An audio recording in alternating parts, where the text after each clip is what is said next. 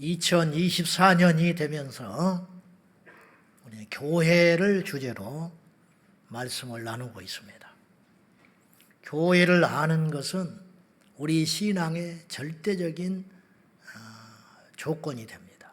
그러니까 교회를 잘 모르니까 교회를 그렇게 오래 다녀도 교회의 방해꾼이 될 수 있다.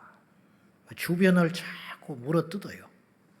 자기만 멸망길로 가는 게 아니라 다른 사람도 해쳐서 그 사람도 쓰러뜨려버리고 자기도 지옥 가는 거예요. 개혁이라는 이름으로 교회를 너무 많이 깨버렸어요. 왜냐? 교회를 몰라서 하는 소리라. 교회를 민주주의로 생각하는 사람도 있어요. 그건 교회를 잘못 알아서 하는 소리다 이 말이에요. 그러면 독재하면 됩니까? 천만에 그런 뜻이 아니지. 하나님의 말씀이 통치하는 곳이 교회다 그런 뜻이에요. 그러니까 세상의 법과 세상의 유행 따라가면 말씀이 어긋나면 우린 세상의 법을 거부해야 돼요. 그래서 타협할 수 없는 집단인 거예요. 교회는 연약한 사람의 안식처가 당연히 되어야 하고 어려운 사람 도와야 하고 상하고 찢긴 사람 같이 울어줘야 합니다. 그러나 교회가 그것만 하는 것은 아니다 이 말이에요. 그러니까 교회를 무엇이다 딱 말하기는 쉽지는 않습니다. 여러 가지 목적과 특징이 있으니까 이제 그것들을 살펴보는 중에 교회는 군대다. 그러니까 예배 시간에 늦지 마라. 이건 군대적 요소인 거예요. 군대적 요소. 그러나 믿음이 연약하여 예배에 늦게 오는 사람을 어떻게 하겠어? 믿음이 들어갈 때까지 품고 가르치고 끌고 가야지. 이제 이거라는 거죠. 이거는 이런 다양한 생각을 가지고 우리가 교회를 봐야 한다. 그런 뜻이에요. 군대라 할 때 제일 먼저 떠오르는 생각이 뭐냐? 싸우는 곳이라. 교회는 싸우는 곳이다. 무엇과 싸우냐? 세상과 싸우는 거예요. 죄와 싸우는 거고 마귀와 싸우는 것인데 마귀의 도대체 어떤 부분과 싸우냐는 거예요. 그것이 첫 시간에 우리는 마귀의 거짓과 싸운다. 그 말이에요. 이 세상에는 진실처럼 보이는 거짓이 완전히 이 땅을 사로잡고 있어요. 진화론 거짓이거든요.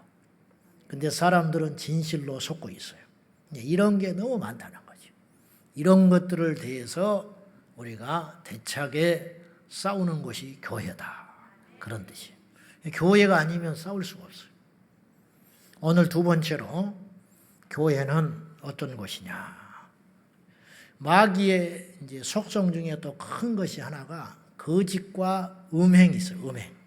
음행. 이유를 막론하고 뭐 세상이 다 그래. 요즘이 다 그래. 내가 어쩔 수 없어서 그런 변명을 한다 할지라도 음행의 덫에 빠졌다는 것은 마귀의 자식이라는 뜻이에요.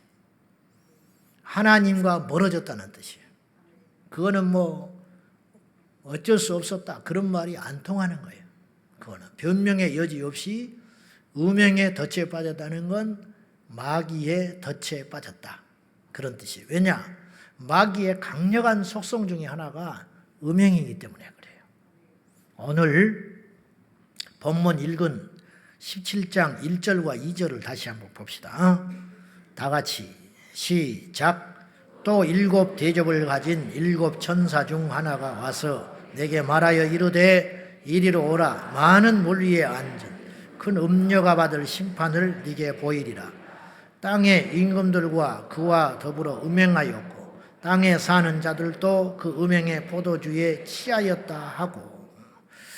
그 이름이라는 건 그 존재하는 사물의 특징을 말하는 거거든. 마귀라는 이름 자체가 분리자, 비방자라는 뜻을 갖고 있어요. 그러니까 하나님과 우리를 떨어뜨리고 그 다음에 거짓말로 비방하는 존재가 마귀다. 근데 오늘 17장 1절에 요한이 환상을 봤는데 마귀가 어떤 모습을 가지고 나타났냐면 음녀로 나타난다. 음녀, 음탕한 여인. 그것도 큰 음녀, 왕초, 음행의 원조, 음행의 왕초가 마귀다. 이런 뜻이에요. 마귀는 죽이기도 하고 거짓말도 하고 마귀는 더럽기까지 하다. 이런 뜻이에요. 자, 2절 말씀을 우리가 봤는데요. 땅의 임금들도 그와 더불어 음행하였다. 누구와 음행했다는 거예요? 큰 음녀와 음행하였다. 이 말은 무슨 뜻이냐? 소름 끼치게 이 말씀이 이 시대에 일어나고 있어요. 또 보세요. 땅에 사는 자들, 모든 인류가 그 음행의 포도주에 어땠다고요? 취하였다. 취하였다는 말은 남녀노소 할 것 없이 정신 못 차리고 있다. 이런 뜻이에요. 우리가 잔치집에 가면 잔칫날 전부 술 마셔가지고 뭐 어른이고 아이고 남자고 여자고 그래 마셔라 먹어라. 근데 누가 술을 따라줘서 잔칫날 아이고 난 술 안 먹는다. 그럼 뭐라고 그래요? 아이고 멋지네 안 그래요? 분이팡 못하게 왜 이래? 그러면서 먹어. 이런 날 안 먹으면 누가 먹어? 그래가지고 강제로 술에 취하잖아요. 그러면 예의가 먹는 거야 그날은. 그러니까 그 잔치에 참여하는 모든 자들은 술에 취해가지고 흐느적거리는 게 이상한 일이 아니고 정상이야. 그것이 정상. 그렇듯이 지금 이 세상이 세상의 권세자들, 임금들, 힘 있는 자들일수록 음행해요. 이상한 일 아니요? 이상한 일이잖아.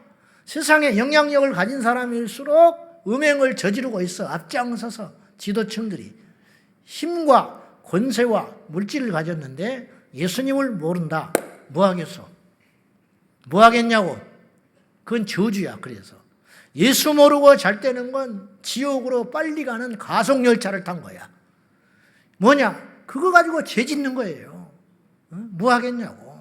그러니까 세상의 군왕들이 음녀와 더불어 음행하고 있다. 이용당하는 거지 마귀에게.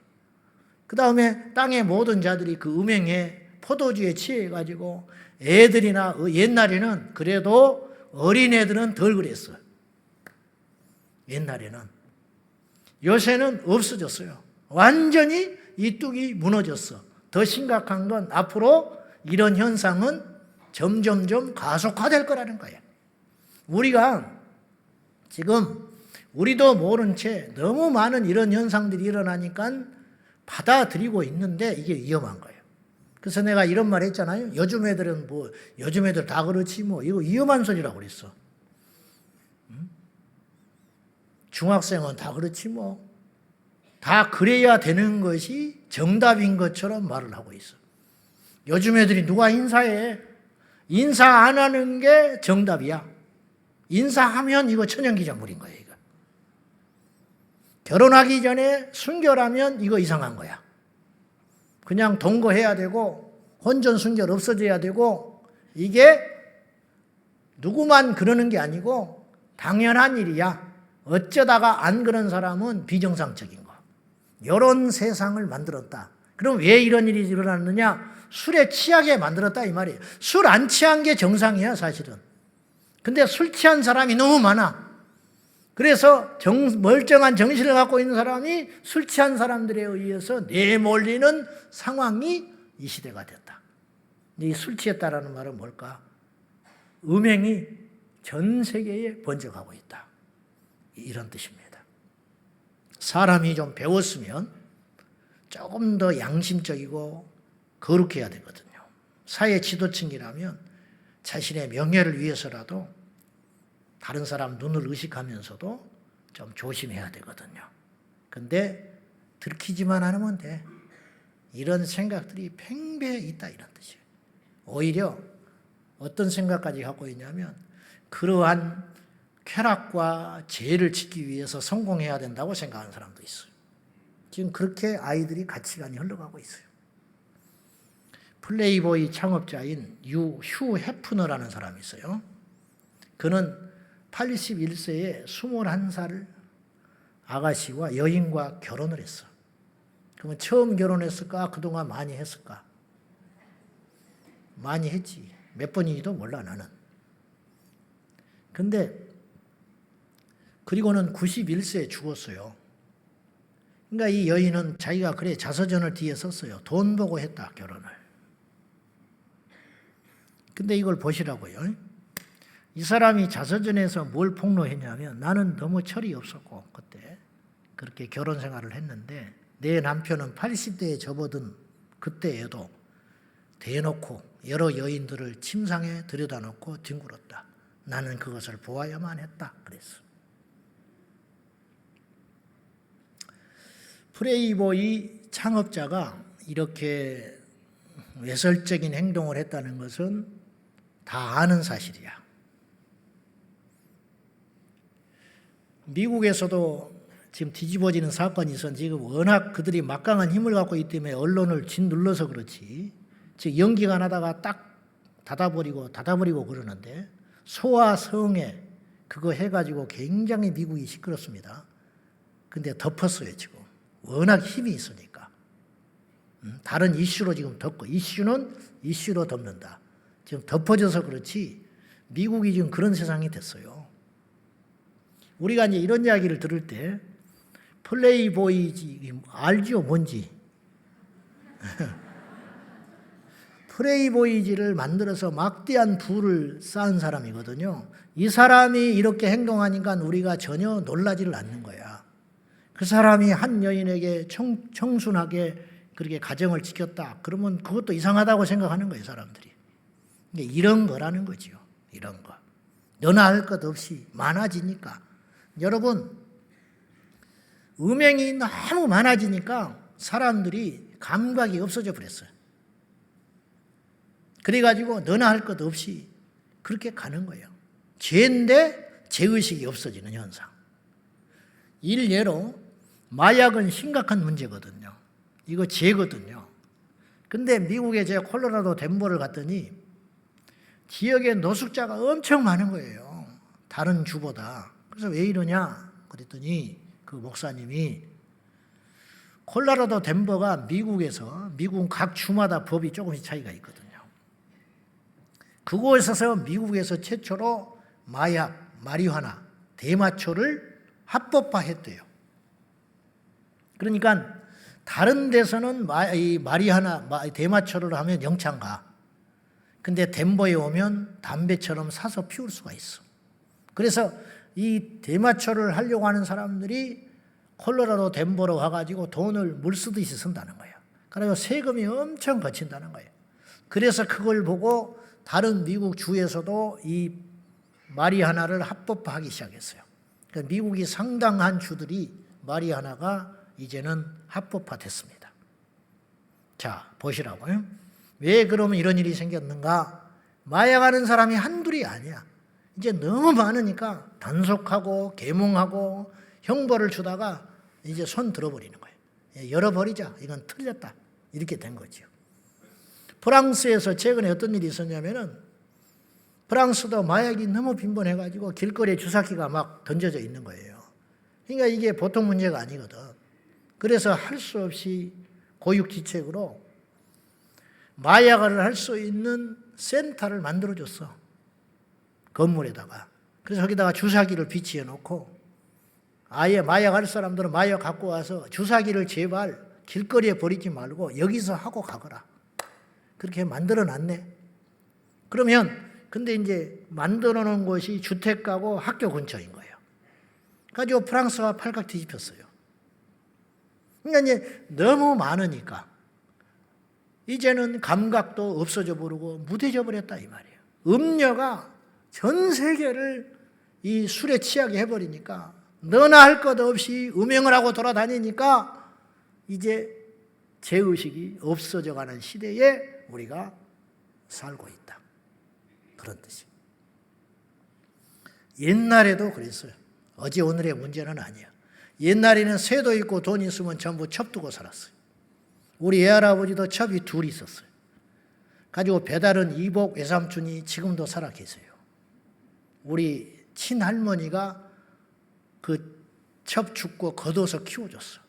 배다른 둘을. 다 집 하나 건너서 그런 집이 옛날에 수두룩했어요. 이게 죄거든요. 근데 음행인데 음행으로 생각 못하는 거지. 이순신 장군이 굉장히 훌륭한 분입니다. 3대 대첩을 승리했기 때문에 훌륭한 것도 있지만 인간 됨됨이 자체가 굉장히 귀한 좋은 분이에요. 이분이 청렴하고 깨끗하고, 그래서 너무 깨끗해서 청탁을 안 들어주다가 불이익도 많이 당했어요.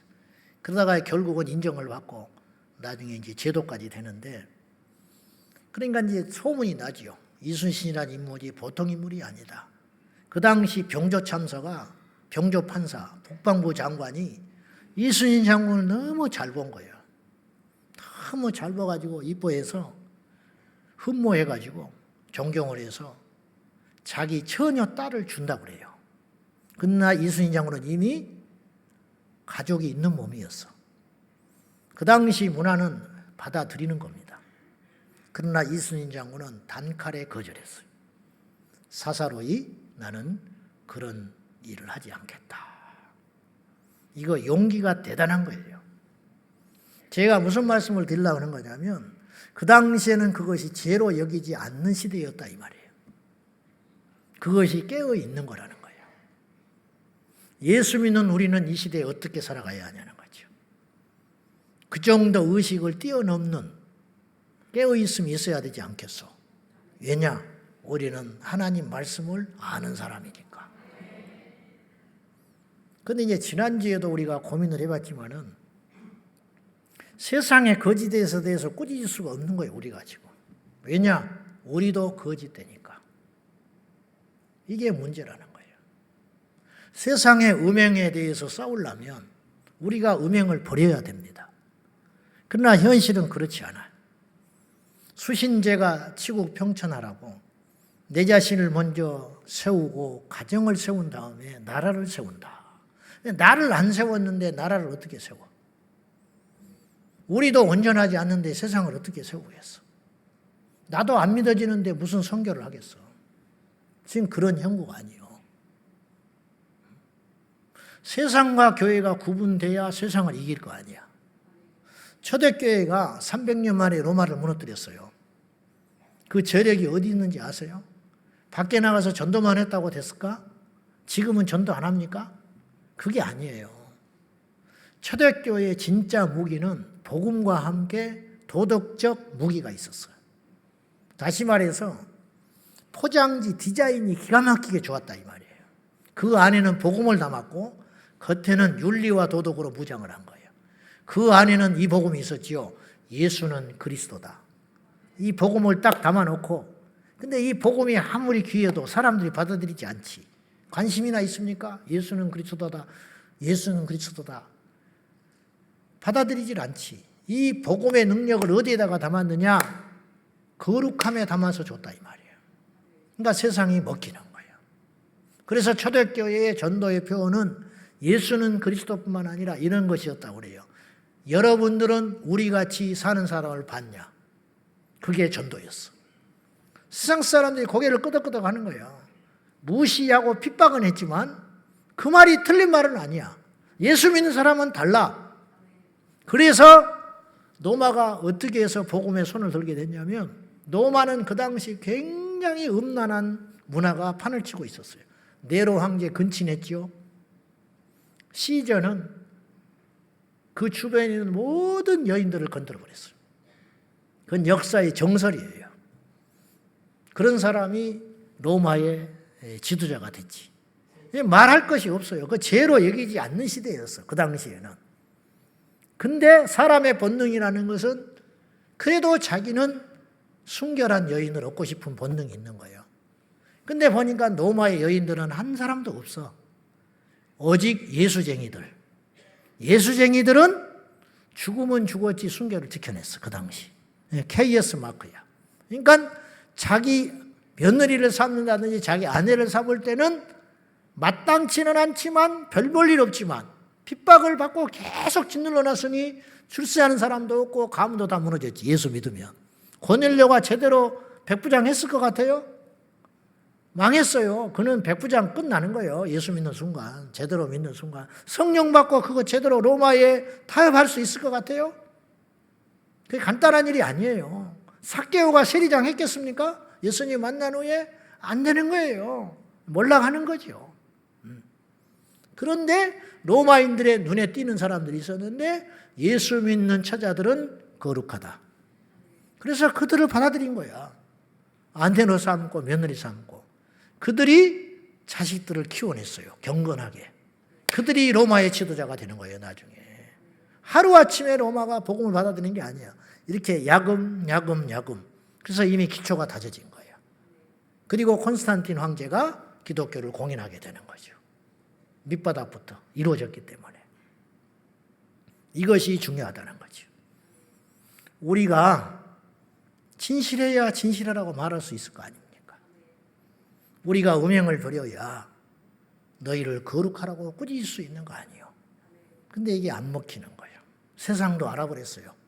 예수 믿는 사람이 더 이상 진실하지 않다는 거. 예수 믿는 사람도 더 이상 거룩하지 않다는 거. 그러나 이제라도 우리가 다시 시작해야 돼요. 이것밖에 없어. 오늘날 교회 안에서도 행해지는 음행에 대해서 우리가 심각하게 생각해야 됩니다. 교회도 더 이상 안전한 지대가 아닙니다. 젊은 청년들이 적절치 못한 교제들을 그리고 선을 넘어서 혼전 순교를 다 깨버립니다. 교회 안의 리더들이 사역자들이 음행을 저지름으로 인하여 교회가 소용돌이에 휘말리고 시끄러운 걸 수없이 봤어요. 주로 이단, 사이비 단체들에게서 나타나는 현장이지만 정상적인 교회에서도 이런 일들이 계속 잡음이 일어나고 있습니다. 우리가 우리 자신들을 잘 지켜내야 합니다. 예나 지금이나 성경이나 우리가 눈뜨고 살아가는 이 세상이나 다를 게 하나 없어요. 다윗이 넘어졌어요. 다윗이.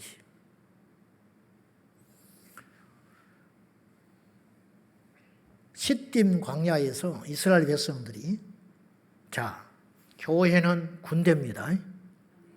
이건 제 말이 아니에요. 이스라엘 광야에 나온 이스라엘 백성들을 하나님이 뭐라고 그랬어요? 여호와의 군대다.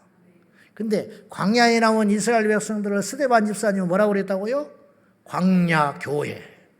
리꼬르 광야 교회는 하나님의 군대다. 그러니까 신학적으로 성경적으로 볼 때 교회는 군대인 거예요. 이건 제 말이 아니라는 거예요. 그런데 시딤에 나온 이스라엘 백성들이 어느 날 모함 여인들과 단체로 음행을 해요. 이 장면을 한번 보시면요. 기가 막힌 게 아침에 하나님이 내리신 만나를 먹었어요. 구름 기둥이라고 표현을 했지만은 구름이 이스라엘 백성들을 따라다니는 거야. 근데 자연적 구름이 아니라 이게 하나님이 만들어준 인공적 구름인 거예요. 그들에게만 구름이 있어. 이게 기가 막힌 일 아니에요. 이런 불가사리한 일이 어디가 있냐고. 밤이 지나면 해가 지나면 여기저기서 불꽃이 피어올랐어요. 그래서 불기둥이라고 그래요. 불기둥. 하늘로 치솟는 기둥 같은 불. 이런 걸 날마다 경험하고 산 거예요. 근데 대낮에 만나 먹고 정신 차려가지고 음행을 저질렀어. 근데 이 말씀을 좀 보시면 사탄이 그 배후에 있다는 걸 알 수 있는데 전부 정상이 아니에요. 대낮에 단체로 음행을 한다는 게 이게 보통 일이 아니잖아. 그 다음에 이스라엘 백성들이 그것도. 그 다음에 모함 여인들은 또 어떻게 된 거야? 단체로 음행을 하러 왔다 이거예요. 창기들이 아닌데. 이게 창기도 문제가 되는 일인데 이거 뭐냐? 사단의 엄청난 미혹이 있는 거죠. 제게 정신들이 아니에요 지금. 음행에 술 취해가지고 이런 일이 일어나고 있다는 거예요. 여러분 하나님이 그냥 두지 않아요. 어떻게 했느냐? 전염병을 보내가지고 그 음행에 가담한 자 24,000명이 죽어버렸어. 여러분 반드시 죄에는 열매가 따라와요. 우리가 이 땅에서 그 열매 똑똑 따먹고 사는 거예요. 믿음에도 열매가 있고 죄에도 열매가 있는 거예요. 생명의 열매를 맺는 사람이 있는가 하면 사망의 열매를 맺는 사람이 있다. 우리는 이 두 길이 있는데 어디로 가야 되느냐? 답이 나와 있는 거죠. 지금 세상에서 자행되는 상상을 초월한 음행들이 열거할 수조차도 없어요. 성경은요, 우리 일상생활과 절대로 동떨어진 막 뜬구름 잡는 이야기가 없어요. 그래서 굉장히 사실적인 이야기고, 읽으면 탁탁 와서 박히는 이유가 그것에 있어요. 레위기서에 보면은 하나님께서 성적 음란 방종에 대해서 굉장히 강하게 질책을 하고 하지 못하도록 경고하시거든요. 근데 이스라엘 백성들한테 경고하는 게 이런 거예요. 근친하지 말아라. 그건 무슨 뜻이냐? 그 당시 근친이 자행되고 있다, 그런 뜻이. 고린도전서 안에서도 근친하는 사람이 있었어. 그 바울이 그거 호되게 꾸짖거든요. 아비와 아내와 합하여 하체를 범하는 자가 있다고 들었다. 계모와 잠자리를 한다 이 말이에요. 계모, 친엄마가 아니고. 이게 인간이에요. 이게 교회고. 근친에 대해서 죽여버려라. 이모의 하체를 범하는 자는 죽여버려라. 그랬잖아. 성경은 그냥 툭 하면 죽여버려라 그래. 안식일 범하면 죽여버려라. 부모를 대적하는 자식놈은 죽여버려라. 나도 몇 번 죽을 뻔한 거야. 몰랐을 때. 알고는 못하지, 겁이 나서. 짐승하고 수관하는 놈이 있었다. 그거 죽여버려라. 왜 그런 불결한 이야기를 성경에 써놨을까? 그런 일이 일어나고 있었다라는 거예요. 그 당시 문화 속에서. 하나님께서 이거예요. 내 백성 이스라엘은 그런 거 하지 마라. 그리고 동성애 하지 마라. 동성애 역사는 굉장히 길어요. 어제 오늘의 문제가 아니에요. 지금 점점 많아진다는 것이지. 옛날에도 있었다고. 옛날에 있었으니까 뭐 어제 오늘의 이야기도 아닌데 괜찮은가? 그것 뜻이 아니라는 거예요. 사람들이 말하는 건 답이 아니에요. 하나님이 말하는 게 답이에요. 세상은 자기 입맛대로 답을 만들어요. 많으면 그것이 진리가 된다니까요. 내한테 좋으면 그것이 옳다고 우기는 게 인간이에요. 그러나 하나님의 말씀은 어떤 시대를 초월하고 흔들리지 않는 절대 진리라 이 말이에요. 기준, 카논이 된다 이 말이에요. 흔들리지 않는 기준, 속일 수 없는 진리. 그 성경은 시대와 역사를 초월하여 무슨 말을 하고 있는가? 동성애에 대해서 레위기서 20장 13절 봐요. 다 같이 시작. 남자와 동침하면 둘 다 가증한 일을 행함인즉 반드시 죽일지니 자기의 피가 돌아가. 죽이라는 거예요. 굉장히 강한 거지. 남자가 여자와 동침하고 아름다운 한 가정을 이루는 것은 하나님의 뜻이다 이 말이에요. 그래서 아담을 만드시고 하와를 돕는 배필로 파트너로 만들어 주신 거예요. 그러니까 성경은 혼인을 더럽히지 마라 그랬어. 그건 무슨 뜻이냐? 결혼을 해서 한 가정을 이루었거든 평생 서로에게 최선을 다하여 충성하고 순결을 지키라 이 소리거든요. 혼인을 귀히 여기라는 말은 더럽히지 말라는 거예요. 혼인을 누가 끼어들어서. 이게 하나님 뜻이에요. 정확하지 않습니까? 근데 지금은 어떻게 사느냐? 한 남자가 두 여자로 사는 가정이 있어. 한 여자를 두 남자가 데리고 사는 사람도 있어. 이게 다양한 가족이래. 성경에 의하면 이건 결혼이 아닌 거예요. 남자는 여자로 순리대로 결혼해서 살게 되어 있다. 하나님 법칙에.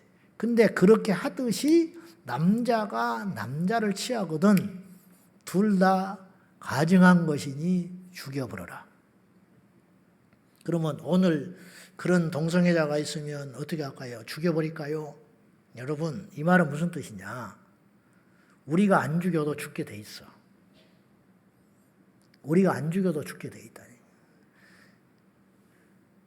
안식일을 범하면 죽였거든요. 여러분 주일 어기면 결국은 죽어요. 지옥 간다 이 말이에요. 자식이 부모를 대적하기 시작하면 결국은 그 자식은 누가 안 죽여도 죽게 돼 있어. 망한다 이런 말이에요. 제 말은. 이해되면 아멘 하세요? 결국은 죽게 돼. 이게 하나님의 뜻이에요. 동성애자는 결국은 죽어. 망해. 우리가 안 죽여도. 이런 게 다 혐오 표현으로 돌아가서 나중에는 이제 내가 설교 못해. 이런 설교. 이 슬픈 일이죠. 마귀가 이 시대에 동성애를 무기로 현혹하는 것이 있는데 성경에는 분명히 동성애를 죄로 명시하고 있다는 걸 잊지 말아야 돼요. 동성애가 죄가 아니고 개인적 취향이라고 미혹하는 말에 속아서는 안 돼요. 급기야 로마 카톨릭 교황은 2023년 8월 7일 날 우리는 동성애를 비롯한 여러 종류의 성들, LGBT라고 그러는데 레즈비언, 게이, 양성애자, 트랜스젠더 이런 사람들에 대하여 열려 있다. 그렇게 선언했어요. 열려 있다라는 말은 죄가 아니다. 우리는 충분히 수용한다. 괜찮다. 그런 사람도 예배드릴 수 있고 그런 사람도 하나님 앞에 나올 수 있다. 그러면서 연이어 이렇게 말했어요. 각자 자신의 방식으로 하나님을 만날 수 있기 때문이다. 이렇게 선언했어요. 그래서 우리나라에 몇 년 전에 동성애자를 축복하는 목사가 나타나기 시작한 거야. 여러분, 동성애자를 축복한다? 무슨 축복을 해? 무슨 축복을 해? 천국 가라고? 천국 못 가는데? 동성애자를 축복한다. 무슨 축복? 건강하라고? 동성애자가 건강하면 어디다 써먹을 건데? 동성애자가 축복을 한다. 부유하라고? 그 돈 벌어서 어디 쓸 건데? 동성애는 축복의 대상이 될 수가 없어요. 살인자를 축복할 수 있어요? 살인자에게 축복하면 어떻게? 히틀러한테 축복할 수 있어요? 김정은이한테 축복할 수 있어요? 김정은이가 축복받으면 어디다 쓸 건데 그거를. 적절한 비유인지는 모르겠지만은 동성애자에게 진정한 축복은 이거예요. 회개하고 주께로 돌아오는 거예요. 성경은 일관되게 이렇게 주장해요. 회개하고 돌아와라. 동성애자를 우리가 혐오하고 미워하는 게 아니라니까. 동성애 자체를 죄라고 말해주는 게 동성애자를 사랑하는 거라 이 말이에요. 우리 아이가 엉뚱한 짓 하고 다니면 잘한다 하면 안 되는 거예요. 그러면 그 아이는 영원히 죽어요. 무엇이 문제인지 그걸 꾸짖어서 고치게 만들어야 그 아이가 사는 길이 열릴 거 아니에요. 이게 복음의 능력이라는 거예요. 복음으로 오해하면 안 돼. 살리기 위한 것이 복음이라 이런 말이에요. 동성애는 제가 볼 때 21세기의 선악과의 미혹이에요. 그럴듯하지만 그걸 범하는 순간 하나님과 끝장나는 겁니다. 그 옛날 아담이 먹으면 반드시 죽는다는 하나님 명령을 거슬려 죽지 않는다고 거짓말했던 마귀의 사탕발림에 빠져가지고 넘어갔듯이 동성애는 분명히 죄고 형벌이 있다고 했음에도 불구하고 세상은 말할 것도 없고 이 세상의 많은 자유주의 신학자들이 동성애는 죄가 아니며 동성애자도 심지어 하나님의 창조 안에서 만들어진 존재라고 거짓을 유포하고 있으니 그들을 받을 심판은 얼마나 큰 것이겠습니까? 로마서 1장 32절 말씀 한번 보십시오. 시작. 사형에 해당한다고 하나님께서 정하심을 알고도 자기들만 행할 뿐 아니라 또한 그런 일을 행하는 자들을 옳다 하느니라. 딱 맞는 말 아니에요? 이 같은 일을 하는다는 말은 그 전에 구절들을 쭉 살펴보면 동성애를 포함한 모든 불의, 추악, 탐욕, 시기, 분쟁, 시기 그리고 수군거림, 비난 등등 이런 걸 다 망라해서 이런 일을 행하는 자는 사형에 해당한다고 하나님이 말씀하셨다. 근데 그 말씀을 정면으로 대적할 뿐만 아니라 그런 일을 행하는 자들에 대하여 옳다고 주장하는 자들이 있다. 지금 시대가 그렇다 이 말이죠. 교황이 그런 일을 한 거예요. 일부 신학자들이 그런 일을 하고 있는 거예요. 일부 교회와 목사들이 근데 일부가 아니야. 점점 많아지고 있어요. 그래서 이게 대세로 굳어져 버리면 온 세상이 멸망길로 간다고 하는 것이죠.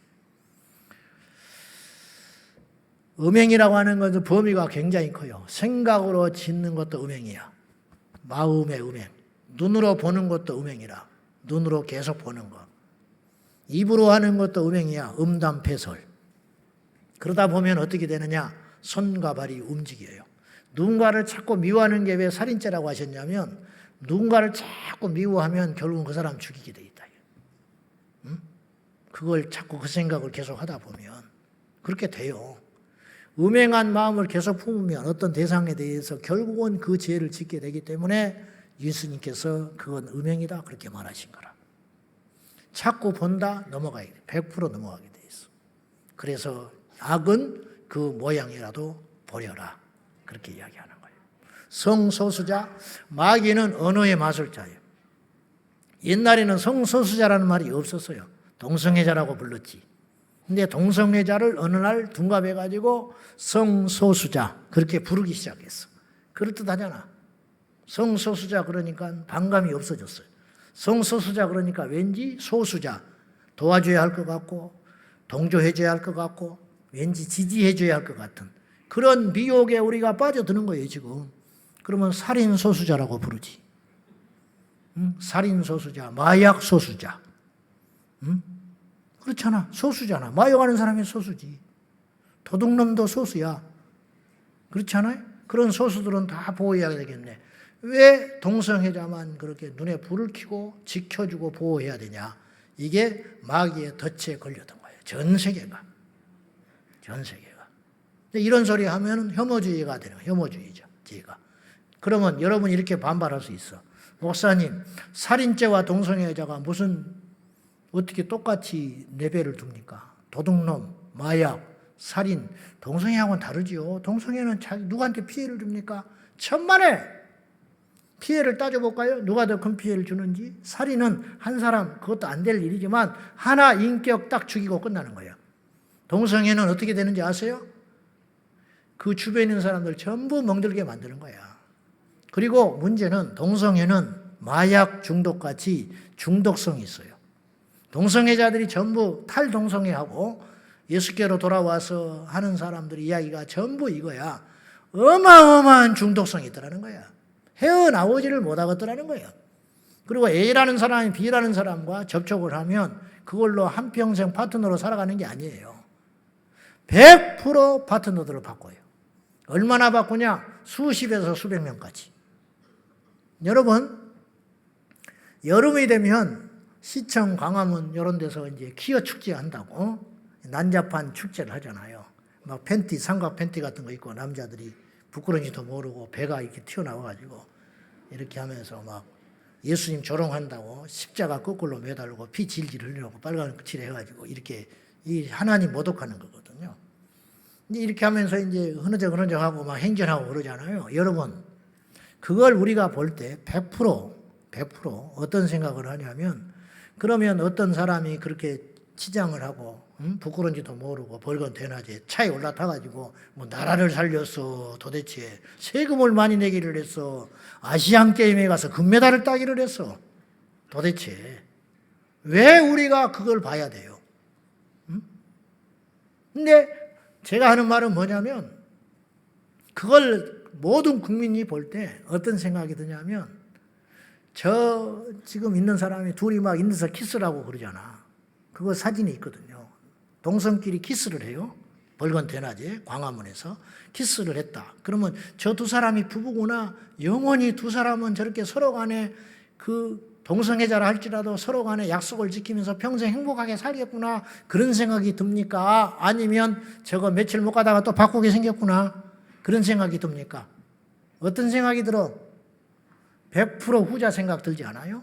그러니까 그들도 그렇고 우리 모든 제3자의 입장에서 볼 때도 정상적인 사람이 볼 때도 저건 또 얼마 못 가는구나. 또 바꾸게 되는구나. 또 바꾸게 되는구나. 그리고 그렇게 파트너를 바꾸는 거에 대해서 본인도 다른 사람도 이상하게 생각 안 해. 그러나 정상적인 이성의 관계라면 바꾸면 이건 큰일 나는 거야. 이해되나요? 이래서 문제라는 거예요. 이게 얼마나 큰 죄냐 이 말이에요. 그래서 이것이 지금 독버섯처럼 전 세계에 번져가고 있다 이거예요. 제가 기도를 하면서 생각을 해봤어요. 나도 이런 말 하기 너무 싫고요. 저희 교회가 지금 금요일마다 차별금지법 바로알기 아카데미 그 영상을 우리 교회 채널을 빌려줘가지고 송출을 하고 있어요. 지난번에 우리가 한번 경고 먹고 그거 지워버렸어요. 지워졌어요. 왜 그랬냐? 그래서 유튜브에서 닫아버려가지고 뭐 때문에 그랬는지 알아보라 했더니 차바에서 강의하는 어떤 분이 어떤 목사님이 무슨 강의를 했냐면 여러 가지 동성애 문제점에 대해서 이야기를 하면서 동성애는 타고난 것이 아니다. 유전인지 없다. 그걸로 걸렸다는 거야. 그랬기 때문에 혐오한 것이고 차별했기 때문에 우리 채널이 경고당해서 다 젖어버렸어요. 그러면 앞으로 어떤 세상이 되냐 이렇게 흘러가면 제가 이런 설교를 하면 내가 차별주의자고 혐오주의자가 된다 이 말이에요. 그럼 나는 고소당해요. 고소당하면 하나님 앞에는 영광스러운 일이지만은 핍박이니까 이게 보통 일이 아니야 사실은. 내가 그런 일을 당하면 나 하나로 끝나는 게 아니라 우리 교회가 소용돌이에 들어가요. 그러면 이제 여러분들이 전부 100% 지지해가지고 우리 목사님 힘내시오. 돈 걷어가지고 재판 비용도 대주고 기도도 해주고 금식도 해주고 감옥에 들어가 있으면 영치금도 넣어주고 그러면 좋은데 다 그렇지 않아. 이 중에 일부는 이렇게 말하는 사람이 나오기 시작하는 거야. 그러게 뭐하러 그런 소리를 자꾸 해. 내가 그럴 줄 알았어. 이런 사람이 분명히 나온단 말이에요. 그리고 내가 가가지고 이제 변호사 쓰고 어쩌고 해가지고 시달리다가 교회 앞 나왔어. 나왔더니 3분의 1은 교회 떠나버렸어. 못 기다려주고. 목사님 뭐하러 그런 짓 했냐고. 그런 일 있죠. 그럼 나는 이제 그 다음에 이 강단에서 진리를 외치지를 못해. 이게 마귀가 하려고 하는 짓이에요, 지금. 이게 단순히 동성애가 문제가 아니라는 거예요. 이걸 필두로 이단을 이단이라고 말하지 못하고 신천지를 신천지라고 말하지 못하고 이슬람을 말하지 못하고 죄를 죄라고 말하지 못하면 이 세상은 어떻게 되겠냐 이 말이에요. 그것이 두렵다 이 말이에요. 제 말은. 그런 날이 오기 전에 막아야 한다 이 말이에요. 물건이 도둑질 당하기 전에 지켜야 할 거 아니요. 전쟁이 나기 전에 전쟁을 안 나게 막는 게 지혜로운 거 아니요. 강단이 자유가 있을 때에 힘을 가지고 지켜내야 할 거 아니에요. 예수님 오실 때까지. 이게 깨어있는 거라는 거예요. 이것이.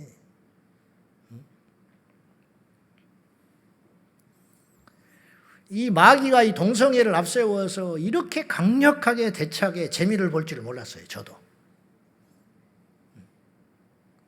이 동성애는 쉽게 말하면 이렇게 표현해 볼게요. 제가. 동성애 이슈뿐만 아니라 엄청나게 많은 일들이 교회를 공격하고 있잖아요. 근데 이게 굉장히 마귀의 입장에서 볼 때는 굉장히 강력하고 효과적인 이슈라는 거예요. 이게. 자, 과거에도 공산주의가 교회와 기독교를 어마어마하게 대항을 했어요. 그러나 어느 정도 이겼어요. 교회들이. 그 이겼다는 증거가 뭐냐? 공산주의가 전부 거의 지금 힘을 못 써. 격퇴당하고 말았다고. 근데 의외로 동성애는 자유민주주의, 소위 말하는 기독교 국가들이 전부 손들어 버렸어요. 네덜란드가 2000년에 동성결혼 합법화 통과시켰어요. 그걸 필두로 기독교 유럽 그 세계들이 전부 무너져 버렸어요. 동성애에 대해서. 그 동성애가 받아들였는데 왜 교회가 약화가 됐을까? 이게 영적 상관관계가 있는 거예요. 동성애는 이렇게 예를 들을 수 있어요. 집에 물이 새. 이게 동성애야. 물이 새고 있으면 아무것도 안 되는 거예요. 비가 새버리면.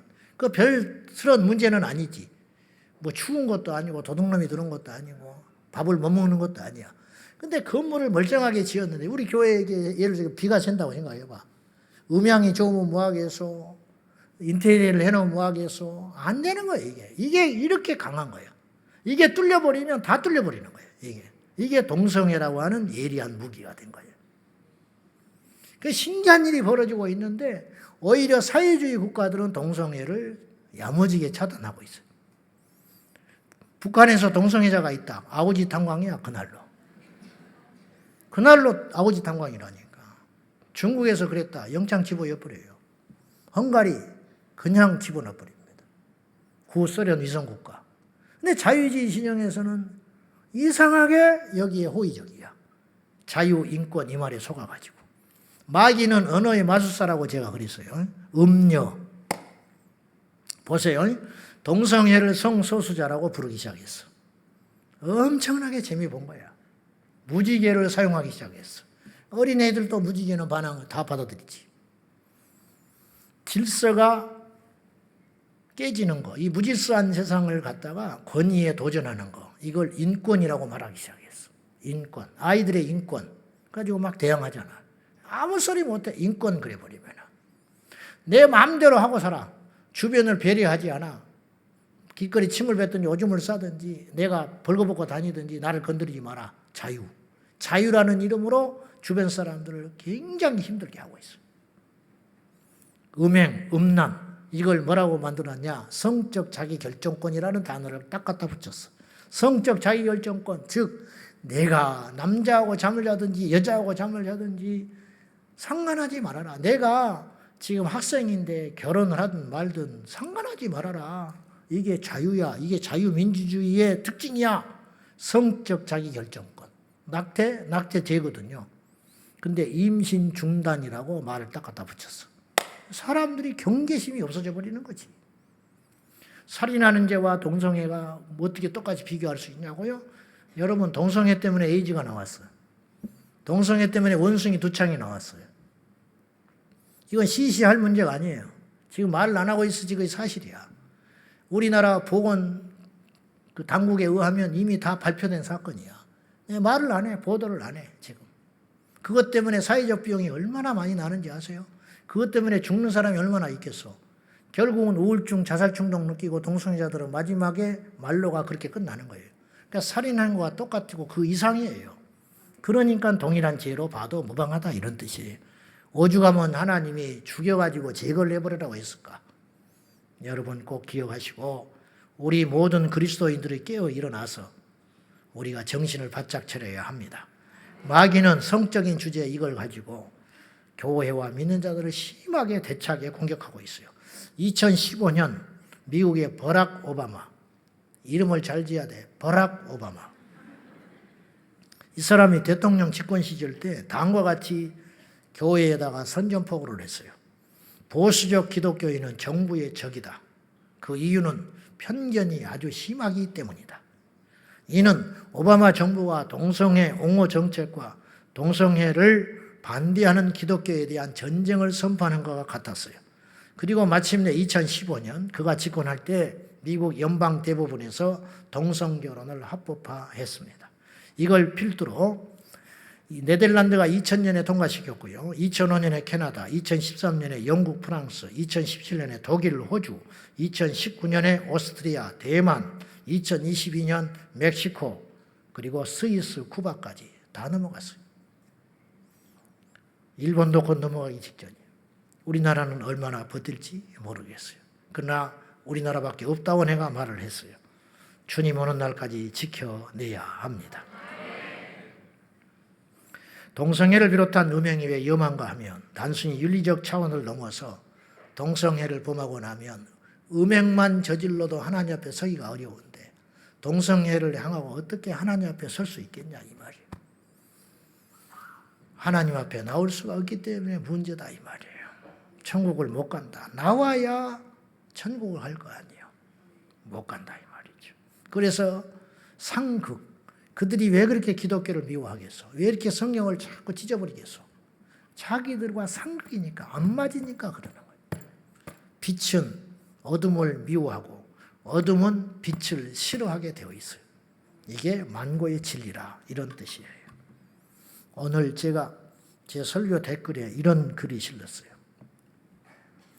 미국 사우스 캐롤리나에 사는 사람입니다. 3주 전에 중학생 교포 아이가 며칠간 정학을 당했습니다. 동성연애하는 선생님에 대하여 부정적인 이야기를 한 것이 시작이 되었습니다.